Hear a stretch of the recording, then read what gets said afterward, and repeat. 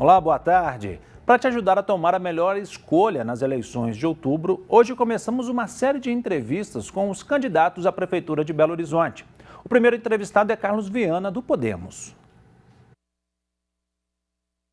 Primeiro passo é nós contratarmos de verdade médicos, mas resolvermos o problema.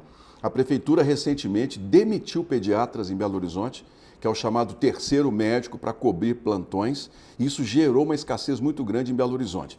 Então, primeiro passo, as UPAs terão médicos especializados em todas as áreas. Nós não vamos abrir mão desse atendimento. Mas para a pessoa que não for urgência e emergência, nós vamos usar a telemedicina. A tecnologia vai nos ajudar muito nessa questão de atender a pessoa com rapidez. Outro ponto importante, especialmente sobre pediatria. Os hospitais filantrópicos de Belo Horizonte têm plena condição de atuar junto com a Prefeitura nas consultas marcadas. Vou dar um exemplo. A mulher está grávida, nós sabemos que a criança nasce no mês de setembro, então ela vai precisar das consultas mensais.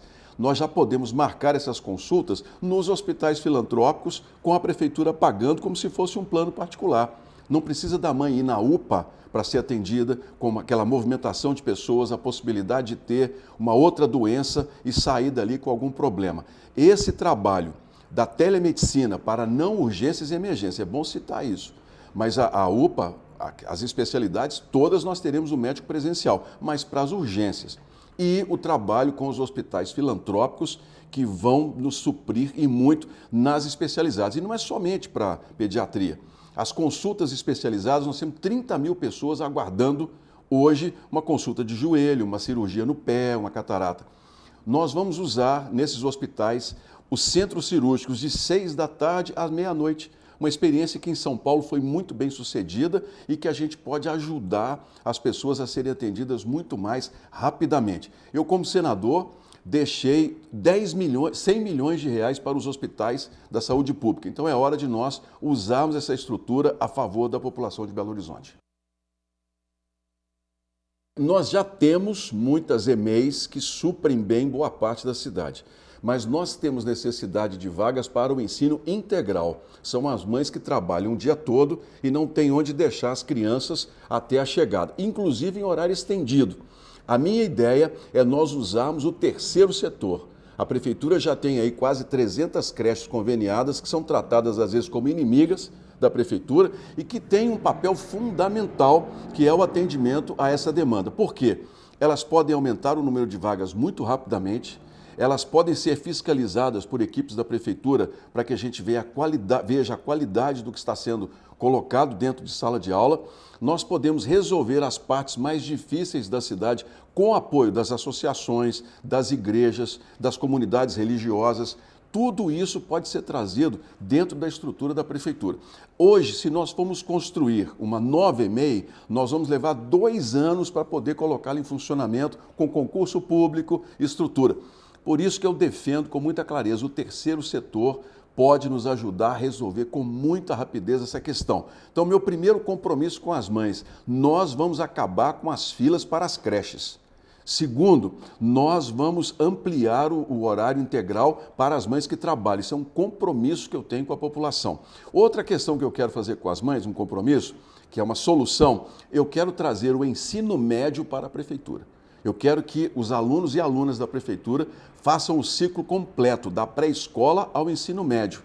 Isso é possível num acordo com o governo do Estado. Hoje a gente entrega uma criança com 5,6 no IDEB e, quando ela se forma no ensino médio, ela forma com 4,3. Fora a falta de profissionalização que eu vejo nos morros de Belo Horizonte, onde você tem jovens parados nas esquinas sem estudar, sem ler, sem escrever e sem a possibilidade de um novo futuro. Nós vamos resolver esse problema. Depois da pandemia, nós tivemos muitos problemas com relação ao aprendizado, porque foram 2 anos em casa em que as crianças não estudaram nada. Então, eles chegaram em sala de aula com uma defasagem muito grande, a Prefeitura não fez qualquer programa para poder esse tempo ser preenchido e o que acontece é que as crianças não são alfabetizadas no tempo, na idade correta. A meta em Belo Horizonte é nós fazermos essa alfabetização, mas quando elas saírem da pré-escola, elas já saírem alfabetizadas. Eu quero as crianças com 5 anos de idade já sabendo ler e escrever. Porque quando elas chegarem no ensino fundamental, o que vai acontecer? Elas já terão um conhecimento suficiente para a gente possa ampliar. A questão da educação pública, para mim, tem assim, um apelo muito importante, porque eu sou filho da escola pública. Eu estudei toda a minha vida até o final do ensino médio em escolas públicas. Eu sei o quanto é importante essa oportunidade para que a gente possa fazer avançar a vida das pessoas. É assim que a gente resolve a desigualdade social. Não é com programa emergencial de dinheiro que é importante, mas é principalmente com conhecimento. Por que eu quero? Eu quero que quando saírem do ensino fundamental, elas já tenham condições amplas de ler, escrever, saber fazer cálculo. E ao ensino médio, nós vamos colocar pela manhã na chamada escola clássica e à tarde no ensino técnico. Para isso, o FNDE repassa em dobro para as prefeituras o recurso. Porque é muito fácil a gente falar que a gente tem que melhorar a educação, mas não dizer de onde vem o dinheiro. Eu, como senador, conheço muito bem a lei do Fundeb e o FNDE, que nós modificamos recentemente. Eu quero que esse aluno vá no ciclo completo, o adolescente saia com capacidade de fazer um site, que tenha conhecimento de linguagem de computador, que os melhores sejam contratados pelas empresas. BH pode se tornar um grande centro tecnológico. A BH da gastronomia, eu quero que encontre a BH da tecnologia do bom emprego. Belo Horizonte perdeu nos últimos 10 anos praticamente 50% das viagens. A passagem aumentou. Ano passado foi R$500 bilhão para as empresas de ônibus e esse ano 350 milhões. Eu tenho a solução para isso. Primeiro, integração da linha metrô Calafate Barreiro, que vai ficar pronta em 2028. Não é uma promessa, é um compromisso de contrato que nós temos com a cidade. Quem sair de Venda Nova vai poder pegar o metrô no bilhete integrado. Eu estou falando isso há muito tempo. Igual é na Alemanha, na França, na Turquia. Pegou em Venda Nova, pode ir até Contagem ou até o Barreiro em 2028 pelo metrô. Nós vamos assim evitar uma série de problemas de ônibus que não precisam vir à cidade, porque esses passageiros vão ser bem atendidos na linha do metrô. Vamos fazer circulares novos na Praça da Estação. Então a mesma tarifa vai favorecer quem mora em Ribeirão das Neves, quem mora em Contagem, e isso vai nos ajudar a segurar o preço da tarifa em Belo Horizonte. A questão do trocador é outro compromisso que eu tenho. Nós vamos trazer de volta o trocador para os ônibus de Belo Horizonte, porque os motoristas ficaram sobrecarregados com toda essa história. Se nós fizermos essa integração, como eu pretendo fazer até 2028, nós teremos a possibilidade de reorganizar por completo o transporte da região de Belo Horizonte e da metropolitana, porque a capital é quem tem que comandar essa questão. Somos nós aqui quem temos que decidir. Outra questão, os suplementares fazem um trabalho excepcional. Do Célio de Castro, as empresas de ônibus, elas forçaram muito a prefeitura a colocar e a diminuir. Eu quero aumentar o número de suplementares dos ônibus e vou aumentar também as vans. Eu quero vans atendendo os bairros, bairro a bairro. E se os ônibus não cumprirem os horários, nós vamos começar a trazer as vans até o centro da cidade. Primeiro passo que nós vamos dar, eu já disse, retirar da cidade ônibus que vêm da região metropolitana e não precisam vir ao centro. Primeira coisa. Segunda coisa, nós vamos mudar o uso do solo em Belo Horizonte para permitir mais construções, especialmente nas áreas de avenidas e áreas mais adensadas da cidade, o que a prefeitura hoje não concorda. O que isso tem a ver com o trânsito? Todas as vezes que nós formos permitir a construção de prédios novos, na Savassi, vamos permitir que a Savassi volte a ter prédios de luxo mais altos. Mas, em compensação, os empreendedores vão ter que fazer uma trincheira na Avenida do Contorno com Cristóvão Colombo e Nossa Senhora do Carmo. Eles vão ser parceiros da prefeitura na solução, como já acontece em Betim. Querem construir na Avenida Amazonas, no Barroca, onde ali a lateral da Amazonas está toda morta, os prédios estão fechados, está tudo pichado. Vamos construir? Vamos, mas vão ter que fazer novas obras de mobilidade em Belo Horizonte para a gente poder trabalhar. É o que aconteceu com o Belvedere, por exemplo. As construtoras que não queriam mais em Belo Horizonte, porque a prefeitura cobra muito caro, foram para lá. Resultado, virou um problema sério. Foi feita uma trincheira, mas ainda faltam elevados, faltam acesso. Quem sai do Belvedere ou quem sai de Venda Nova leva 1 hora e meia para chegar ao trânsito, pelo trânsito em BH. A pessoa perde um mês da vida dela só no congestionamento. Então eu quero abrir a cidade para novas construções, aumentar o faturamento da cidade, a arrecadação, mas esses prédios eles serão parceiros na construção de trincheiras. Nós precisamos de trincheira em muitos pontos da cidade. Eu não gosto de elevado. Elevado, ele muda muito a paisagem da cidade, dá problema embaixo com o comércio. As trincheiras são uma grande solução em Belo Horizonte e os túneis. Para isso, nós vamos usar os construtores como nossos parceiros na capital e eu tenho certeza, nós vamos entregar muitas obras de mobilidade para os moradores de Belo Horizonte. A Guarda Municipal, no mundo todo, é uma tendência de ser uma polícia municipal. Não há sentido nenhum em nós treinarmos homens e mulheres e apenas ficarmos no patrimônio. A Polícia Militar de Minas, que faz um grande trabalho, hoje tem um problema sério de efetivo. Ela deveria ter 50 mil pessoas, hoje tem em torno de 35 e vai cair para 25 mil. Essa diferença nós vamos ter que preencher com a guarda. Agora, eu não vou permitir como prefeito que numa Praça 7, por exemplo, de um lado da Praça 7 esteja uma viatura da PM parada ali, uma van, e do outro lado uma da guarda. Não tem sentido isso. Nós vamos lançar um patrulhamento na cidade coordenado. A Polícia Militar faz determinadas áreas e a Guarda Municipal faz outras, para que a gente possa ter a sensação de segurança e essa vigilância espalhada por toda a cidade de Belo Horizonte. Isso é algo fundamental. A questão da arma, a arma não faz nada sozinha. Há muita crítica sobre a arma. Arma, se você tiver um policial, um guarda municipal bem treinado, disciplinado, a arma é uma segurança para toda a população. Não vejo problema algum nesse sentido. Nós vamos chamar os efetivos que ainda faltam para a Guarda Municipal, vamos reorganizar todo o sistema de câmeras de Belo Horizonte no centro de vigilância que nós temos, junto com polícia e com bombeiros, dotar a cidade da capacidade de se prevenir com relação à violência. E vamos resolver o problema do morador de rua, que hoje é uma questão de segurança em Belo Horizonte. Por quê? Uma mulher sai de casa, vai para um teatro, um cinema, vai estacionar o carro. Tem moradores de rua, eles chegam lá e achacam a pessoa, começam a querer tomar R$50. Isso gera ocorrências, quebram os vidros e Belo Horizonte fica entre as 50 cidades mais violentas do mundo e nós não somos. O nosso problema são pequenas ocorrências que a Guarda Municipal e a polícia juntos podem, mas dentro de uma coordenação. As duas vão agir em áreas diferentes para evitarmos uma redundância na cidade e desperdício de dinheiro. Eu sou contra a mineração na Serra do Curral. A população já disse não, esse é um assunto que para mim já está fechado. Eu quero a Serra do Curral com um grande letreiro Belo Horizonte, quero a parte mais alta da serra como um novo mirante da cidade, porque lá você já tem uma área de caminhada, mas são poucas pessoas que conhecem. E não adianta nada a gente ter uma área de preservação que as pessoas não podem usar. Então eu quero criar um mirante muito grande no alto da serra, junto com esse letreiro. Quero fazer com que as pessoas tenham acesso a essa parte. Nós vamos pensar uma solução que seja a que menos dê problema na área do meio ambiente e vamos preservar a Serra do Curral, que é um patrimônio nosso. Inclusive, esse é um dos pontos em que eu defendo e vejo a solução para atrairmos mais turistas. Porque todo mundo fala assim, Belo Horizonte tem que ter mais turista, mas como? Primeira coisa, aqueles que vão a Inhotim, em Brumadinho, muitas vezes não vêm a Belo Horizonte porque não tem atração aqui.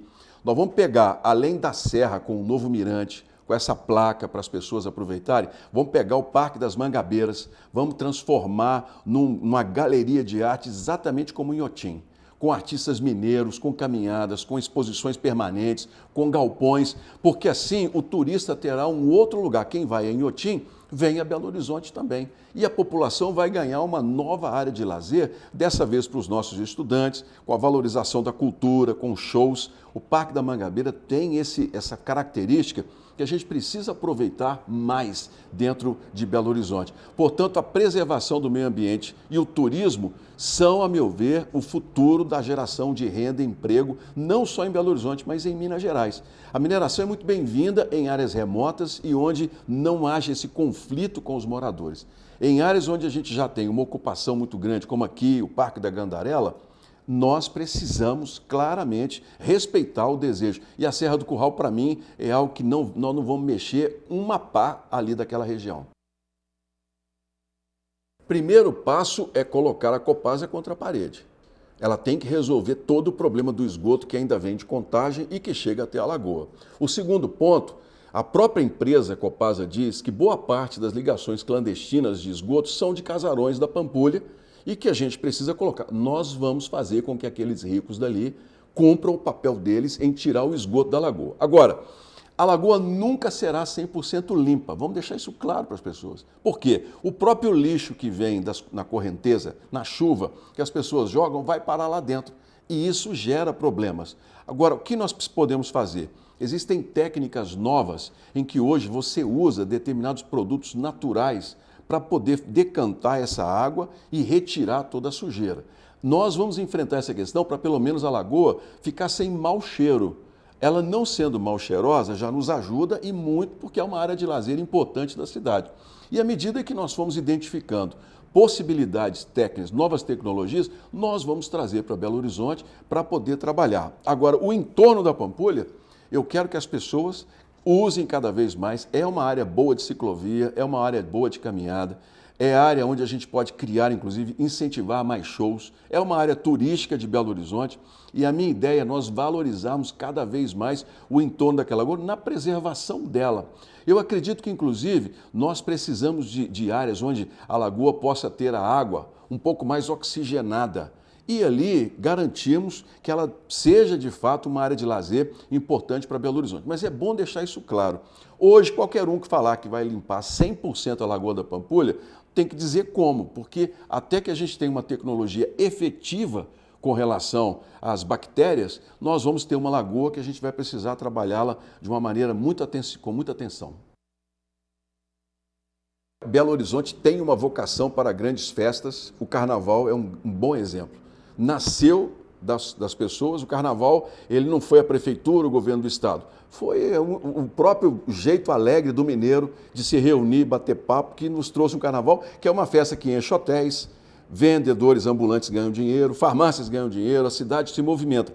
Nós podemos fazer isso na área da fé. Belo Horizonte pode se tornar uma grande capital da fé. Nós vamos ter uma nova catedral da Igreja Católica que, pelo projeto, vai se tornar um centro de arquitetura muito bonito em nosso país e que vai atrair muita gente. Nós precisamos divulgar isso para, quando ela ficar pronta, ela atrair mais turistas. Na questão dos evangélicos, eu que sou evangélico, nós temos grandes pastores, grandes shows, grandes grupos gospel em Minas Gerais que podem atrair. A prefeitura tem que criar esse incentivo. Shows, o Mineirão já se mostrou uma das grandes arenas para shows importantes em todas as áreas. A prefeitura pode trabalhar isso. A questão, por exemplo, dos eventos que nós vamos trazer para cá e eu pretendo trazer os eventos profissionais. É minha ideia nós pegarmos o Mercado Central e autorizarmos a construção de mais 3 andares, inclusive um centro de exposições e de reuniões na parte de cima do mercado, de frente ao Expo Minas. Para que de frente ali a Augusto de Lima, porque o Mercado Central já é um ponto turístico. Lá pode se tornar um grande centro de eventos também em Belo Horizonte para os congressos, as reuniões e as áreas, os eventos. Agora, a questão da fé, para mim, é fundamental nós darmos ao povo cristão de Belo Horizonte, católico, evangélico, grandes possibilidades e atrair turistas, atrair renda para Belo Horizonte. É uma vocação nossa, gente. Nós podemos trabalhar, inclusive, no cinema, na música, na gastronomia. A prefeitura precisa pensar uma cidade nova para o futuro. O Grito dos Excluídos e Excluídas completou 30 anos de luta. O movimento dá voz aos que historicamente têm sido marginalizados e silenciados. No feriado nacional do Dia da Independência, pastorais, movimentos sociais, sindicais e outras instituições realizaram mais uma edição do Grito dos Excluídos. Neste ano, o tema central foi "Todas as formas de vida importam, mas quem se importa?". Esse tema, quem se importa, com quem se importa, é muito importante nós darmos atenção para as realidades sofredoras, excluídas da nossa sociedade. Esse Grito dos Excluídos vem, através da população, trazer manifestações que vêm contribuir com os governantes a voltarem o seu olhar para as realidades mais sofredoras. Todas as vidas importam, Nosso setor dentro do vicariato é o setor ambiental. E a gente está vendo todo esse clima, a destruição do planeta, a destruição da casa comum. A destruição da casa comum destrói a todos nós. Então, para quem importa a vida? Quem está destruindo? Então, precisamos continuar gritando por independência. As reivindicações são diversas, passando pelos cuidados com o meio ambiente, moradia digna e responsabilização de governos. esse projeto, a gente reúne estudantes, moradores da população da Grande Belo Horizonte, para produzirem mudas de uma forma coletiva e comunitária, para serem doadas à população em vários momentos, como um momento como este. Minha retificação é casa para todos, né? Moradia para todos, que nós possamos ter a casa para nós alimentar melhor, porque tirar da boca de um filho para pagar aluguel é muito difícil, né? Os pedidos repercutem também nas comunidades de fé, que trabalham pelo fim das desigualdades sociais. Uma das propostas do ato é relembrar que a independência de fato só será conquistada quando todos tiverem seus direitos assegurados. Não só a Pastoral Afro, que vive aí as turvas com a questão do racismo, mas também a luta é contra a violência contra a mulher, contra a violência contra a natureza, contra o meio ambiente. Então, todas as vidas importam. Então, para a gente é fundamental. Então, o grande sentido do grito é que a gente vá para a rua para alertar os governantes, né, que nós temos que cuidar da vida. A vida em primeiro lugar. A obra é importante? É, mas a vida em primeiro lugar. O que a gente reivindica é sobre a nossa casa comum, é as coisas que estão acontecendo, é muita coisa que a gente não concorda e a gente tem que estar convivendo com isso. Então, o grito é uma forma da gente estar devasando, né, mostrando a nossa indignação com as coisas, com os governos, que a gente está percebendo que nada faz em favor do povo. Belo Horizonte tem 648 vagas de emprego disponíveis pelo Cine. Os salários chegam a R$ 4.000. Confira algumas oportunidades para BH e região. Em Belo Horizonte, há 10 vagas disponíveis para pedreiro no bairro Mangabeiras, na região Centro-Sul. É necessário que o candidato tenha iniciado o ensino fundamental e comprove a experiência de no mínimo 6 meses. O salário é de R$ 2.500. Também na capital mineira, há 60 vagas disponíveis para auxiliar de cozinha no bairro Lourdes, na região Centro-Sul. É necessário que o candidato tenha iniciado o ensino fundamental. Experiência não é exigida. Pessoas com deficiência também podem se candidatar e o salário é de R$ 1.500, mais benefícios. No bairro Gutierrez, na região oeste, há 10 vagas exclusivas para pessoas com algum tipo de deficiência para a função de auxiliar administrativo. É necessário que o candidato tenha o ensino médio completo. Experiência não é exigida. O salário é de R$ 1.600. No Barreiro, há 20 vagas disponíveis para bombeiro hidráulico. Os interessados precisam comprovar 6 meses de experiência e devem ter iniciado o ensino fundamental. O salário é de R$ 2.400, mais benefícios. Em Contagem, na região metropolitana de BH, há 10 vagas disponíveis para auxiliar de logística. É necessário que o candidato tenha o ensino fundamental completo. Experiência não é exigida. O salário é de R$ 1.500, mais benefícios. O atendimento ao público é feito remotamente pelo aplicativo Cinefácil e pelo site Emprega Brasil. Hoje a igreja comemora os 47 anos de sacerdócio de Dom Valmor Oliveira de Azevedo. Natural de Cocos, na Bahia, o arcebispo foi ordenado padre no dia 9 de setembro de 1977, na cidade de Juiz de Fora. Nós voltamos amanhã, 12:30. Fique com Deus e até lá.